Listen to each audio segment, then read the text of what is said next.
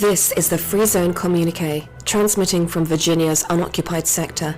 If you think smart cities, DEI, censorship, government intrusion, bug paste, and other left-wing nonsense are no longer a possibility, think again. We've won one election with slim majorities. Our work to rebuild a free and sane America has just begun.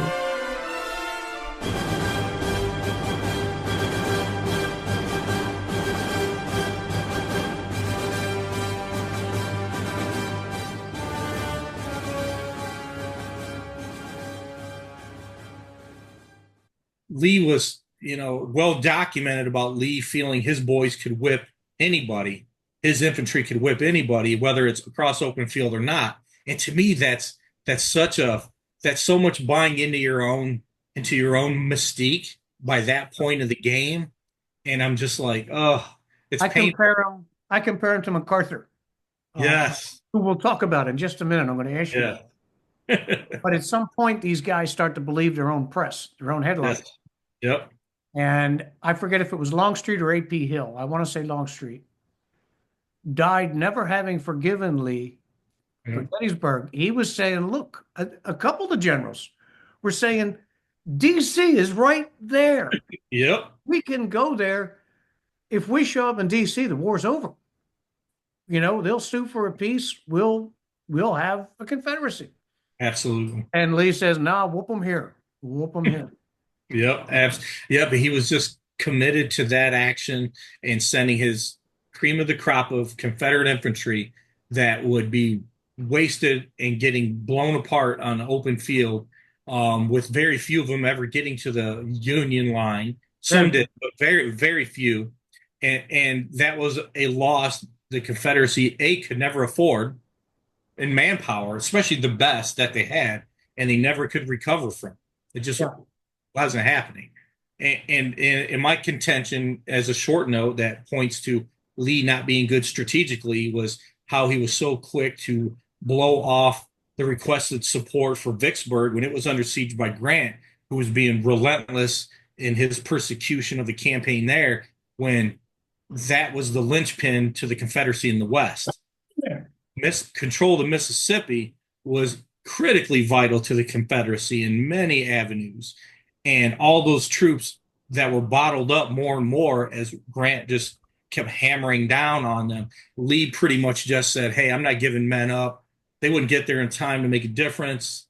I'm just concentrating basically on the East. This is where the real fight is, in summarizing in a lot of ways, of course. But basically, he was, if he saw the big strategic picture, he would have realized how critical that Vicksburg was to the Confederacy.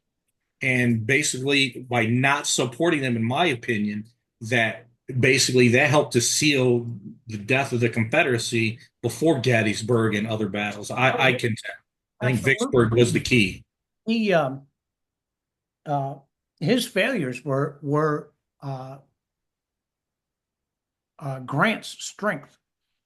Have you read Grant's memoir? You must have. Oh yeah, I got a couple versions of it. Yeah, absolutely fascinating. Yep.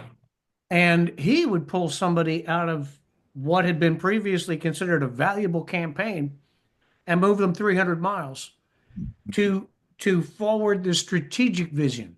Yep. Okay, that mini goal turns out is not as important as we thought it was. Pull them out of there. Yep. Lee would say, "Oh, I'll never leave the battlefield to the advantage of the enemy." Yep. Grant would say, "I want the more valuable battlefield. Yep. I want to take the more valuable turf." And you see that in these wild swings through the Ohio Valley, Mississippi, and back again. Yep. And that is what broke the back of the Confederacy on the Mississippi. Grant very much had the measure of who Lee was as a commander. He knew how wily and mobile Lee was and how great he was at leveraging the resources he had to great effectiveness. So Grant knew, how do you beat somebody like that? Unlike McClellan, is you keep pursuing. It's always on offense. You just keep hammering and chasing after them.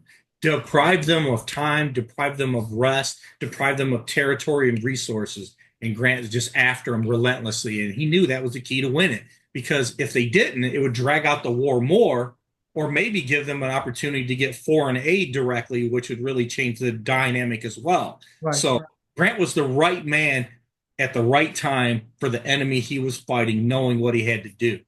Barely. I mean, we got turned on to Grant at the last possible second. It was his presence coming back to Virginia. He still left the West fortified. It's not like he marched all his armies back and said, "Now we'll fight this side." Yep. But that constant maneuver, the not letting the enemy breathe, that is what put the final doubt in the minds of the Brits. Yep.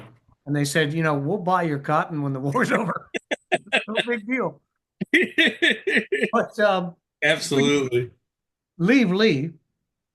There are certain personalities I did want to ask you about specifically. Yeah. One is MacArthur. He's his critics say he was a strutting martinet, and there's times where I kind of say, well, yeah, he was. What's your take on Douglas MacArthur? Douglas MacArthur, I will preface it first saying in there are many pieces of historical writing and military historians that feel he was one of our preeminent military leaders for our entire history, overall. But when I read that, I think, you can't take away from the successes of the man at all by any means. His uniform was unassuming. He was always dressed down compared to others. But I look at two instances. I'm putting some thought into this. Some two instances where I think is indicative of him grossly underestimating situations. Uh, The first one, the Philippines. I mean, when you really dig in and read about it, Douglas MacArthur really didn't leave his headquarters much during the whole time he's in the Philippines. And he had this misperception of the Japanese, their effectiveness, believing, telling the powers that be over and over that even as it was becoming clear that Japan was militarizing and going to make a move, when he had chances to do different things to basically really properly prepare, he just would basically say the Philippine army's good. I train them. They're going to be able to withstand any of this. We're good. I don't need more men. ooh, Kind of, whoops, misjudged that completely. So in my mind, that's incident one, just that underestimate. he shared the Brits' opinion of the Japanese, who had already vindicated themselves in 1905. Yep. But the West was still saying those little yellow bastards can't hurt us. Absolutely. So that right there by itself, when he had every opportunity with all the signs and to have pulled his air forces back and not get them bombed on the runway, and really fortify correctly, that could have been a different outcome initially. But instead, this superiority complex that he had against the Japanese, not relying on the intelligence that was available to make better informed decisions, I think that was a huge miss as a commanding general. Basically, with the war happening, when all the signs are there, they're right next door, they're coming, and you're next, and you have all the signs there, and you basically are so bought into yourself that that's not happening. Yeah, I'm good. Okay. So to me, that's a problem as a historian. That's that. And the other part I would say is in the Korean War, the basically not thinking anything of the Chinese when they were giving it to the North Korean army and basically ignoring orders, which is what he did, and just kept crossing the Yalu 38th parallel, even though the Chinese kept making it very directly clear, hey, we will not stand for you coming beyond this point. I think in the back of his mind, he was still thinking we can nuke them. And he was dealing with a president who still had loose stools over dropping the two bombs he did drop. Yep. And that's interesting you brought that up, and that's a great point because to MacArthur, nuclear weapons were just that, another way to wage war. It wasn't anything more beyond that other than it could do more damage than anything else. So in his mind, it was another tool. So when the Chinese got involved, he started screaming immediately, "Give me those nukes. I can end this right now." And he was really vocal about that over and over. Give me the nukes and I'll end this war. That's all I need to do. I can hit them and we're done. But he underestimated again his enemy there, and it nearly cost him the peninsula, though. And I think that's something to keep in mind. I mean, yeah, we pulled it back, Incheon, but that was a hard fought and tooth and nail situation, though, when the Chinese wave came down and drove the UN back and started rolling over stuff. I mean, that was still a close run thing that could have been headed off if he would have been more acutely aware to the real situation at hand. Now there were people who said there were people who backed him. Mm-hmm. Um, and playing devil's advocate, there's something to be said for that. He certainly could have used a few, popped a few nukes and ended it.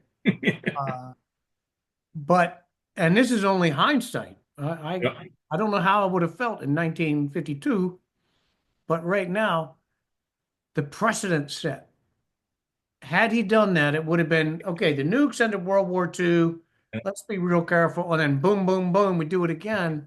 Yeah. Then it becomes this is how you fight a war. Yep. Exactly. Um, Yep. And that's an the excellent result, point. the result was Korea ended like every conflict we've been in since. 120,000 guys total since then. Yeah. Every country, every major conflict we were in ended with the country in question the same or worse than when we found it. Yeah. Yep. I think a lot of that goes back to the thinking that pervades still today. While we're learning the lessons of Chilliwalla, Mm. we uh, still have people in power who believe their own headlines. Like I said, people like Rumsfeld. We talked about the mid-level officers saying, "Come on, think." Yep. And Rumsfeld said in a meeting, the next person that says post-war security to me is going to be fired. Now, that says Rumsfeld either didn't have a strategy to end the damn thing, Right. or he actually wanted to be in a constant state of war. Right. Uh, I don't know which to put on him. I know it's hard. I always hear Dwight Eisenhower's farewell speech in my head: "Beware the industrial military complex," Right. because it's a self-perpetuating machine that's just really is all about dollars. War is good for business. It always has been. And in my mind, it's hard not to hear his voice in my head from that famous speech he gives in black and white when he says that. It's like, man, because war does keep industry going. It keeps production going. It keeps a lot of money going to certain people, but it's the boots on the ground. It's the soldiers, it's the sailors, it's the Marines, it's all of those that are on the ground though that are in the reality. So those decisions made in Washington, D.C. aren't always the reality of what's being faced by those down in the muck.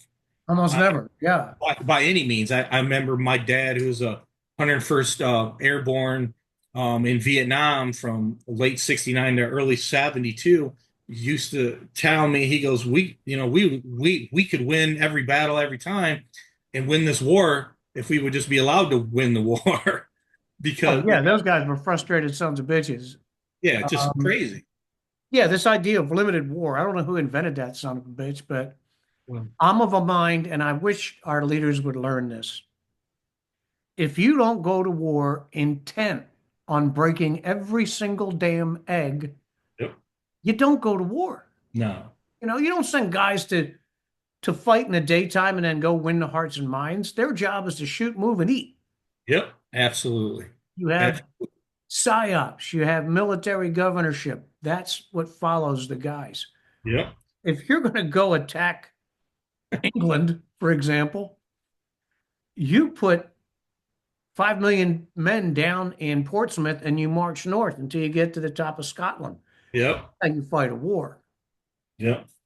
Yeah, the West has become so risk averse to conflict, and let's be clear. War is horrible. It's hell. It's all that stuff. It absolutely is. But at a certain point, when if that has to happen, you have to go all in. But the West has become so risk averse, they turn to technology as the differentiator to basically offset troops. But you can only go so far with all that. You can only go so far with bombing. You can only go so far with cyber warfare, even. You can only go so far with drones.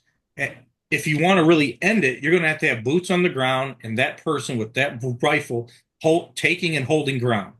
Period. It's the only way, Absolutely. it's the only way that ever works out. But Absolutely. it becomes such an issue with any casualties, which are terrible. I'll say that again. But it's the only way that you have a definitive conclusion to a war. Right. If the alternative is an endless state of conflict. Yep. The You had Bomber Harris and our guy in the Pacific. Again, my prevision's failing me. It's all right. But who believed you can bomb the enemy into submission? Right. And we found out you can't. We Nope. burned Japan 5 times over, and they were still fighting.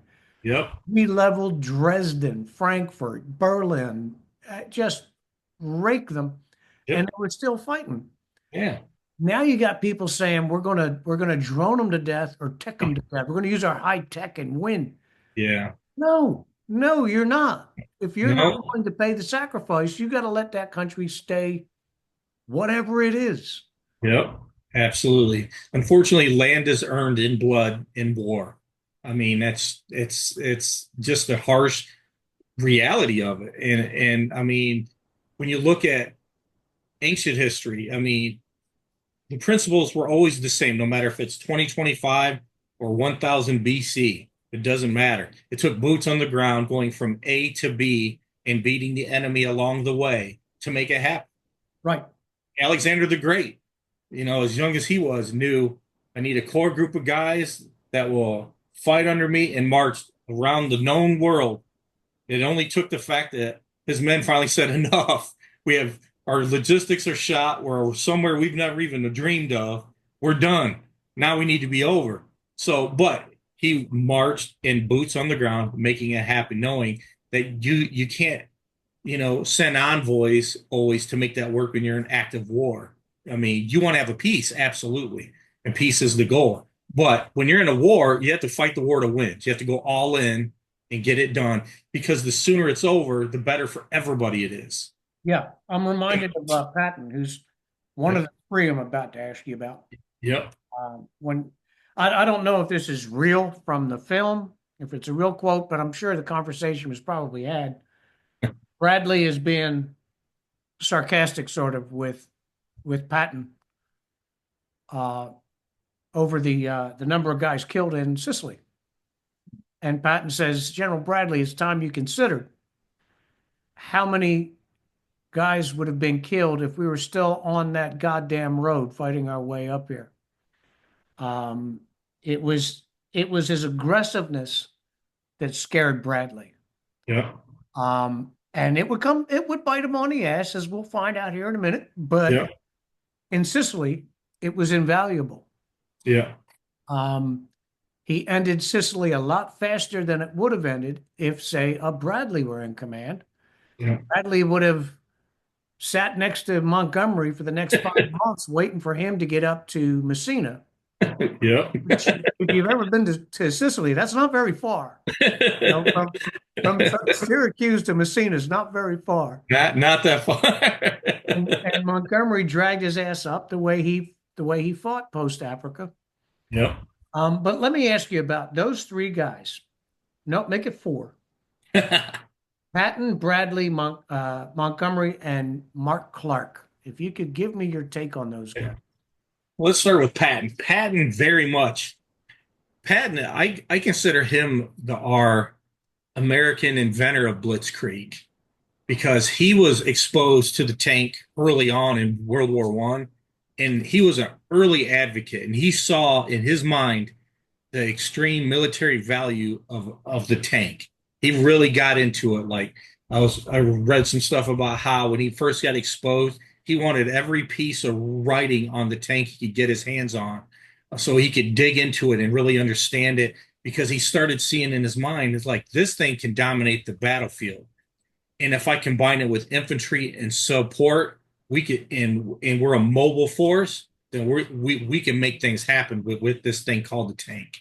And so Interwar, between the wars, he was seen as a bit of a crazy man with his silly machines running around the desert. and that says a lot for him, because he didn't care. He knew, he already saw in his mind's eye the value in that.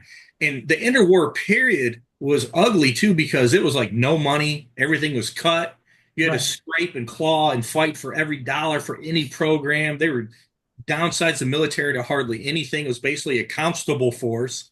Basically, it's all that it was. So the fact that he kept after it and was voracious about it, that really showed the type of person he was, anyways, especially with the experience he already had with General Pershing during the Pancho Villa expedition. He already had a flair for being actively out there and engaged in Yeah. everything. Yeah. So he just saw this as another means to an end, but he really recognized the variable and how it was a game changer. And I think, and so as World War II blew up and his command got, he was the single driver for that value of that tank, of the American tank ethos, in my opinion, that it can't be understated. Now, he was flamboyant in his own way with his uniform, the way he was, the bravado, an imposing guy with his stature. I think he's like 6'2" or something. So no BS. Tell whoever it was just like he felt it, but he got the result because he knew how to utilize technology the right way when others weren't there yet. A lot of the Sure. allies were not there by any means. And it wasn't A lot of jaws dropped when the Germans came charging around the Maginot Line in their tank. like, what is going on? To his credit, de Gaulle was the one who saw that coming, and they didn't listen to him until the last minute. Yeah, yeah, That's why because they lost on paper, France had the larger army, the larger everything. It shouldn't have been an issue on paper, on paper. but that's the difference. Paper tie tigers aren't any good if you don't have the right people with the right strategies around everything. But Patton, yeah, Patton's style about being ahead of the game, that's really is what set him up for success, being a hardcore cavalryman.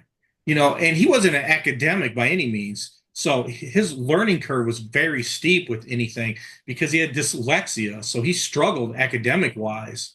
And I think that speaks to the veracity and tenacity of the man to be as successful as he became, overcoming all that in a day and age when that was usually game over for you. Yeah. I mean, that's impressive by And while itself. he was extremely, wildly unpopular, Oh, even before the war, yeah. he would use his own money when they said, no, you can't do that. There's no money. He would pay for it. And that would piss people off. He would show up as a major at a base to report for duty with his polo horses, a whole stable of them. Yeah. Who does that? Yeah. Yeah. And still he overcame that unpopularity with people like Yeah. Beetle Smith and Ike, Yeah. and they recognized he's a son of a bitch, but he's our son of a bitch. We can't live without him. Yeah, he wasn't endearing himself when he would go talking about reincarnation all the time with people, driving him nuts because he's a big believer in that. He was adamant that he was reincarnated from soldiers from Greece and Rome, that he lived these lives, and it was his eternal path to be this soldier, this valorous soldier, and committed to America and our rights and all that. So it's just funny to read about some of the people like not knowing how to handle him. We would go talking about all that. So they're like, "What the hell's he talking about?" A lot of embarrassing silences among his staff. Yeah, they're like, "Oh boy, here we Did you just go." say that? I love Well, that. let's move on. His arch nemesis was not Rommel, it was Montgomery. Oh, Montgomery. Yeah. How do I want to say this? Montgomery was yeah, Patton and Montgomery are vinegar and water at the best of times because Montgomery was very much about, in a large portion of him was the visage. How's the perception of this look as well. He was very much a product of, I'm an English aristocrat. How does this going to look? I have to make sure I look good in this situation. What does it take? Yeah. Patton's like, I don't give a crap about this. Let's get it done. It really, I could almost see him calling Montgomery a pansy to his face. I could really see that happening.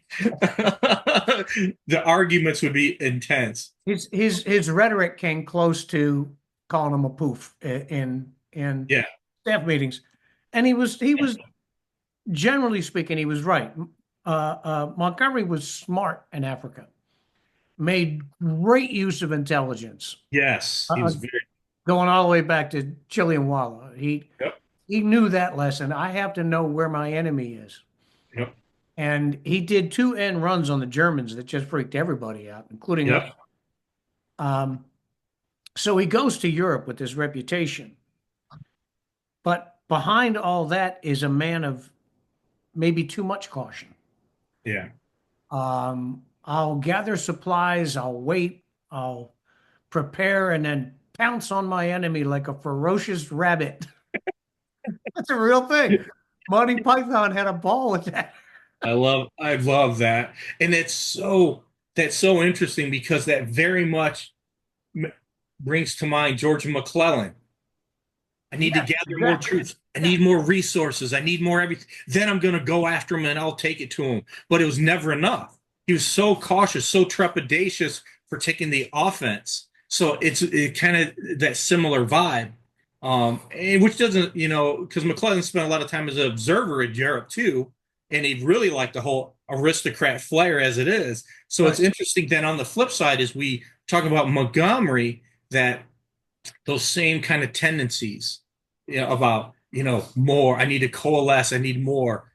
So it's Excuse me, quite. let me correct something. I said McDowell earlier. I was talking about Oh, McClellan. yeah, yeah, Talking yeah, about McClellan. yep. That it's very much plays into that how Montgomery had great. He had martial skills, absolutely. Intelligence, I would say, was one of the stronger traits. I would say that he was very much on because intelligence can help you win wars and win battles all day. With Chillinwalla, the English were deficient in that, and that was an opportunity. They dropped the ball in really getting in utilizing great battlefield intelligence. But Montgomery using the resources to do that, that allowed him to outwild the Germans, absolutely. But when it would get thick and heavy, too much caution when it really when you needed boldness, and I Right. think that's really where it came down to. And I've been critical of Ike for agreeing to Market Garden. That was Monty's idea. Mhm. And now it strikes me he may have been sold on it for two reasons. Number one, Monty's slick moves in Africa. You know, he won those. Yep, Number two, he was finally getting Monty off his ass to do something. exactly. Yep. So he had to be sold. He didn't buy it. He I don't think he ever really saw what Monty saw. Yeah.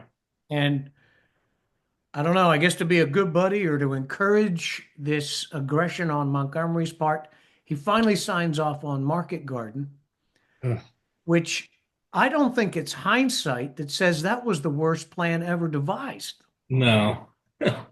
Ugh. A debacle in the making with plenty of people voicing opposition. Yeah. Yeah, I mean that was a disaster in planning and in thought, even around it. It's like this when you had so many around you that were literally jumping out of their skin saying, "We cannot do this. This is going to be a disaster. We're going to lose a lot of good guys for nothing here." And you can't always overcome the powers that be. Unfortunately, with that, we know how that played out. Could you imagine being the light colonel or the major in the briefing Uh, for Market Garden? And when you say, well, how many roads are we going to have? This is thousands and thousands of vehicles plus the pontoon boats. yep. How many roads? You get one. Good luck. I'd already be soiling myself. I don't know. I don't Uh, think we can do this. Yeah, that's just, I mean, wow. And, and historical hindsight only makes it even worse. I mean, I can only imagine how bad it was for those in the planning stage and getting those orders thinking, what the hell is this? But it's made even worse by times passing and even more that we know about how disastrous all of it was. I think it just makes it even worse Yeah. in that context from like a top down perspective. Painful. It's painful to read Uh, about. yes, and let alone be the ones that are kind of thrown into a lose lose situation. Yeah. Yeah. That your best thing is maybe we can come out alive, Yeah. maybe. And we couldn't have telegraphed our intentions more plainly.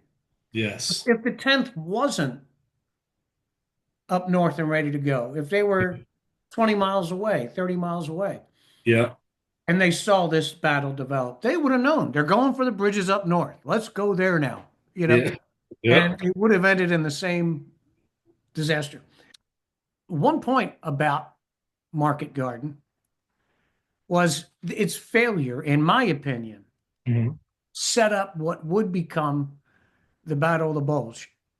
It was an area that we had used up a lot of supplies. We were late as hell taking Antwerp, Yeah. and Germany knew this. It wasn't just Hitler screaming to create the bulge, but he was obviously the one that counted. Yep. There were people, bugs in his ear, saying, "Hey, we might have an opportunity here if the weather's right." Yep. And uh, they made the attack. The clock was ticking, and they thought it was Antwerp. I mean, I don't know how you feel about that. Well, no, I think absolutely. I think part of the gamble, though, and when we talk about the Battle of the Bulge and the last gasp of the Third Reich military, was that it was just that. It was such a roll of the dice because there was a lot of wishful thinking and a lot of hope this happens the because it really fell to that. Germany still had a powerful punch with the forces they threw together. Yeah. But the problem was it was just a roll of the dice. They had lost air superiority long before that. So let's hope the clouds stay over. Let's hope the weather's bad. Well, that's not a good strategy, though. Or is it a good tactic to hope the weather's going to stay for a certain period of time? And they knew that the men on the ground for sure knew, the German officers and enlisted men that were there on the ground in the snow and the cold knew that sky clears up and our life just got a lot harder because the Allied air is going to rain hell on us. Oh yeah.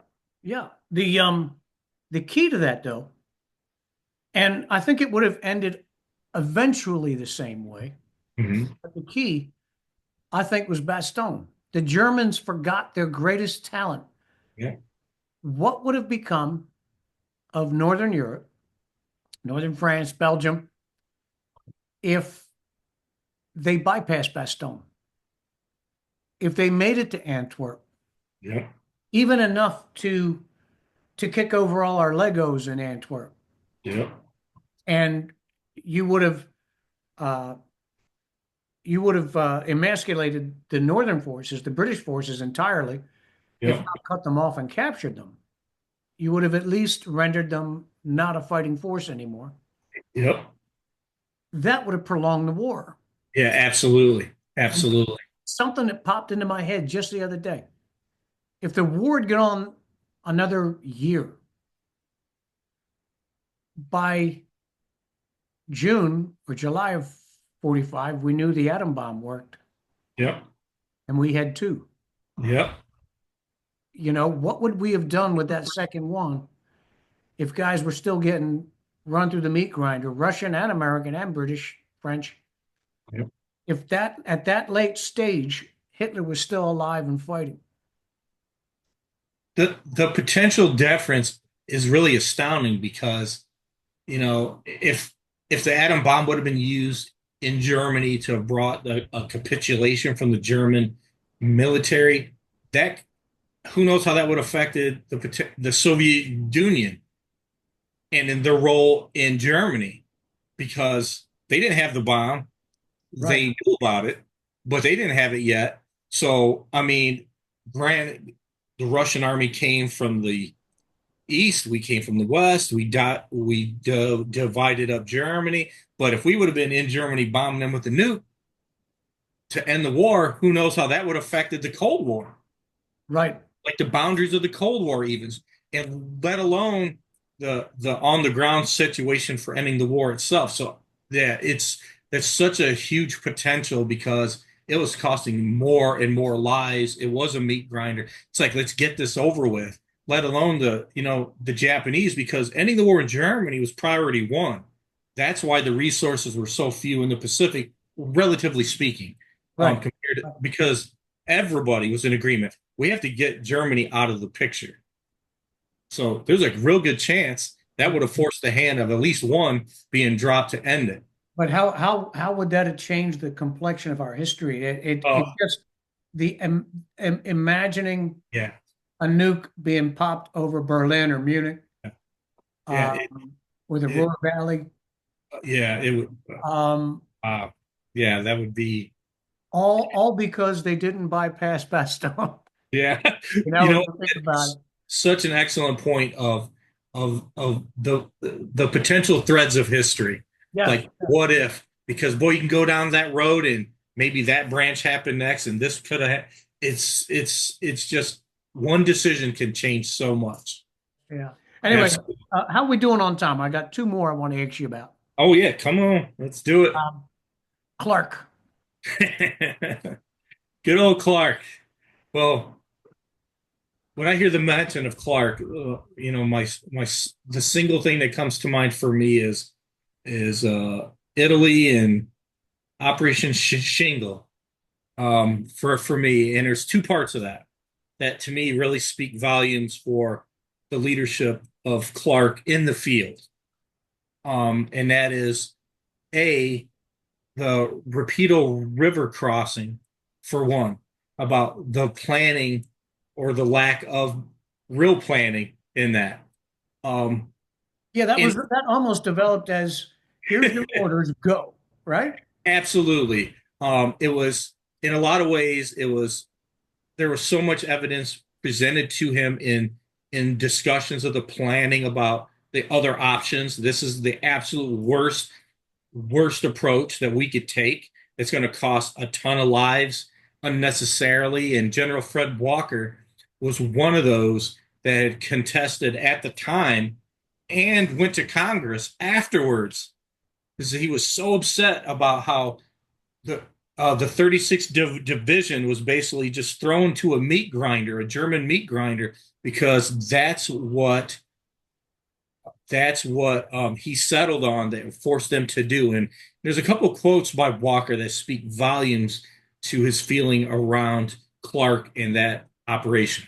Quote, they do not understand the problem, they as in Clark and his team, of crossing a river under fire and do not know what I am talking about when he tried to relay those problems.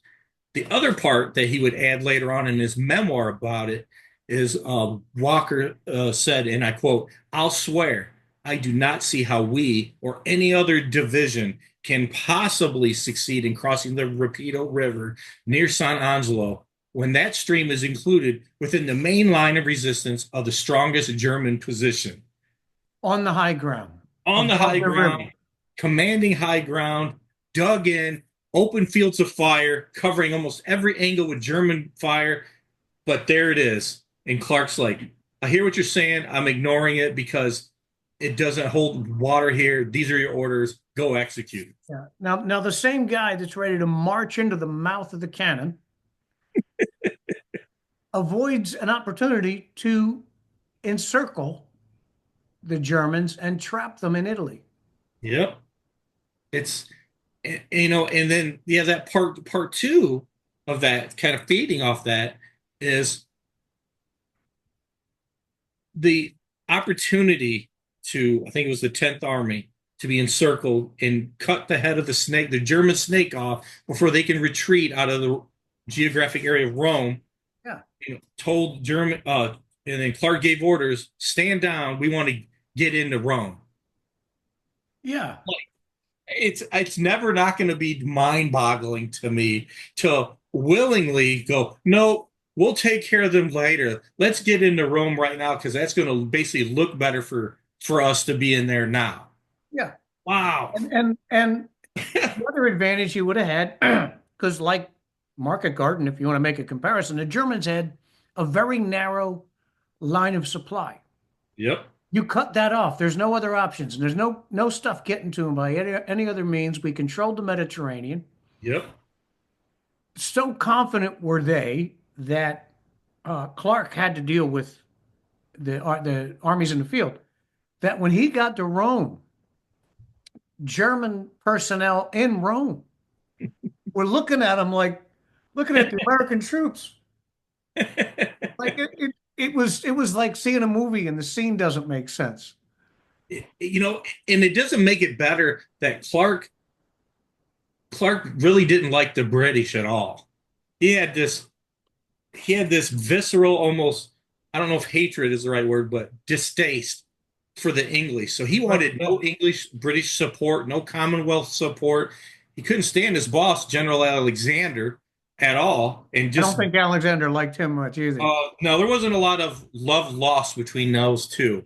So so that was almost such a driver for him. Like, well, we got to get into Rome first because we can't be giving this over to these guys, And I love the report of how he's standing by this entrance sign that says Roma to Rome, and a German sniper takes a pot shot at him and hits the sign next to his head.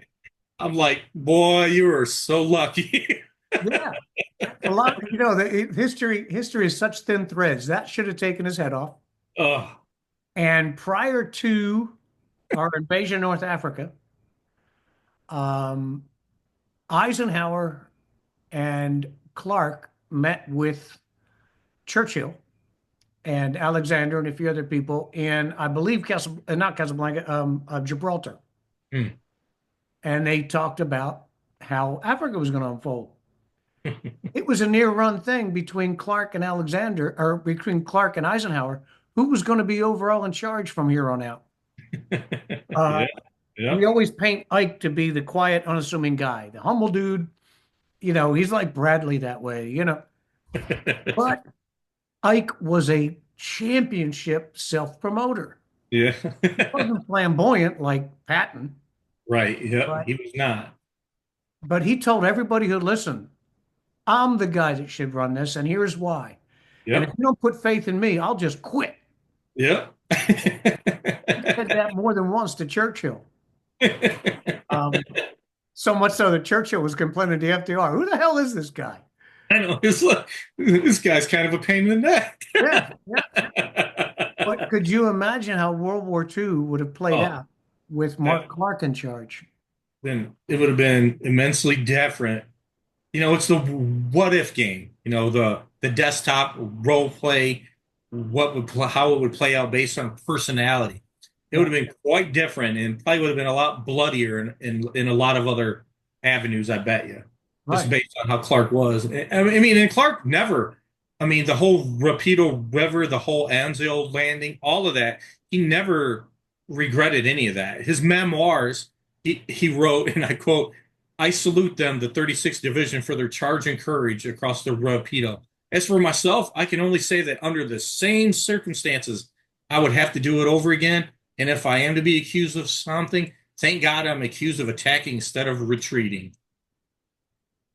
So, Well, that's swell, dude. But so for him, it's c'est la vie. Hey, it was the right thing then because we won. yeah, And his justification, he carried out his orders and he achieved victory. So to him, it was a means to an end. well, I think it postponed victory. Yep. I think it gave the Germans way too much opportunity to reinforce northern Italy, Yeah. Oh, yeah. which made D-Day harder. Absolutely, it did. Yep. And Kesselring was somebody not to have been played with, and he maximized the topography to the utmost for the German defense of the entire area from the different, for all the different defensive rings starting from the Volstagg line all the way back to the Hitler line. He made the most of every bit of that with the resources that he had. So, Yeah. and if he would have got more that he requested, who knows? Yeah. Yeah. So, If we had cut him off, and that's not the only gap we failed to close in World War no, II, but unfortunately not. if we had strangled that supply line, I think World War II would have ended easier for everybody. Yes, yep. Now I'm going to call an audible here. We're going to skip past Bradley. Soldier, soldier, Secretary of State. Terrific. Thanks. Thanks for coming. Um, the guy that fascinates me in a quiet way, because you don't give him a lot of thought, is George Marshall in World War II. Yep. Uh, I can't imagine what his life was like for 6 years, pre-war Yeah. to post-war. Talk about the arc. You know what? When I think of him, because there's almost an incomprehensible amount that he had to deal with on a daily basis, hourly basis, minute by minute basis, that this is the man that was basically the architect of victory and the architect of peace. He literally had to weave a tapestry of the strongest personalities you could think of and hone it and direct each of their energies in the most effective way to achieve victory. And then once the enemy's been defeated, to then switch gears and develop a strategy and keep the pieces going to win the victory and win the peace and rebuild a country that just basically suffered two world wars. They never really rebuilt correctly from World War One, and create a Germany that was growing in a Japan. It's astounding to think about that kind of constant mental engagement at all times. But and to be as relatively calm from what we can see now, obviously, we can only imagine internally what was going on and how he didn't have a stroke or heart attack. I'll never understand. Amazing. It's amazing. He had these prima donnas he had to deal with, Oh, constantly getting complaints about the Allied generals. He had MacArthur to deal with, two theater wars, yeah, um, supply quartermaster issues. yep, yep, Um, a meeting with, you see that Private Ryan meeting where they come in and they say, "Oh, we got this family of brothers killed. There's one left. We got to go get him." And it's a very uh, staid meeting, and he has time to read a letter. And I guarantee you, if he didn't invent the phrase, he used it: "Be bold, be brief, and be gone." He didn't have time. no, He was, if he wasn't reading information, he was having it thrown at him from several directions for 6 years. yeah, absolutely, just relentlessly. Yeah, I mean, the amount of information intake and then the decision making that then had to happen. I mean, it's not like he could just take it in and said, "I'll get back to you in a while."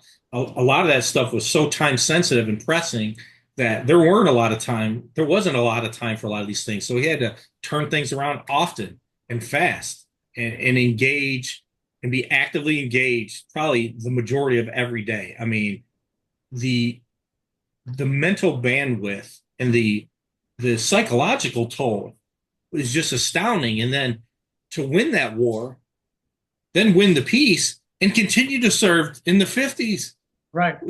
serving on major cabinet positions and different roles. This is a man dedicated to the ideals of what America was about in every fashion, every facet of his life.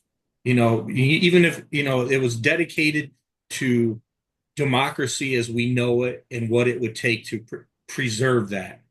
I mean, it's just astounding into this, just the global scope of that work that it involved is like we can't understand it in contemporary times now. His prescience, probably because of this exposure, because his brain was constantly rolling forward.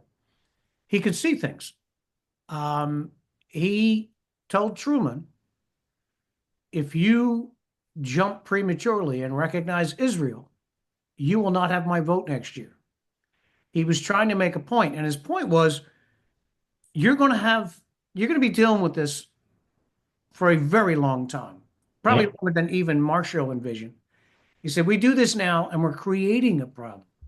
Yeah. Regardless how you feel about Israel, I'm an Israel backer, Right. but I do recognize the uh, the battles we have fought and refought because we were so quick to jump Yeah. on the recognition bandwagon instead of letting things play out further. Absolutely. I mean, there's a great quote by him that I think speaks volumes to just how he went about doing everything. And the quote is, go right straight down the road to do what is best and to do it frankly and without evasion. Just get it done. Go right after it. Just get it done. That's like becoming a history professor from Get working right for a to it. store chain. That's right. Got to be a storyteller, but get right to And it. for guys that missed it, you want to go back and check out Don Mann. He was the SEAL Team 6 guy that we had on a few weeks ago. And if anybody has made decisions based on the same philosophy that Don has, it would be Mike. He, the most unlikely of college professors, became a college professor. He set his micro goals, he achieved them, he adjusted, he took it to the limit, he found out how much he could take, he went all the way and became the man he wanted to become. And I'll tell you, we all benefit as a result. Certainly your students do. Thank you. Thank you. Yeah.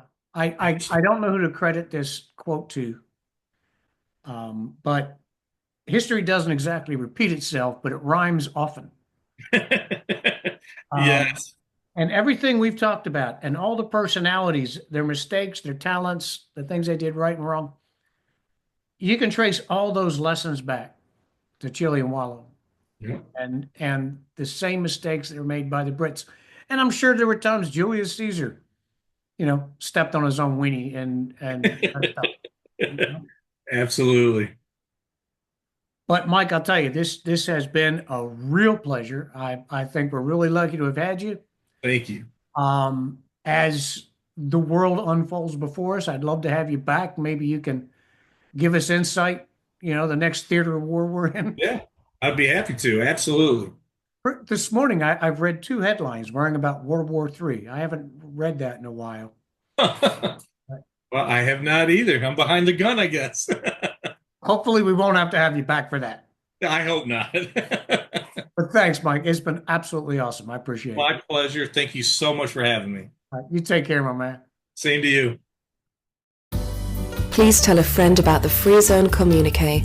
We live and die with the share and subscribe buttons. Please use affiliate and sponsor buttons to support our work. Thank you very much for joining us today.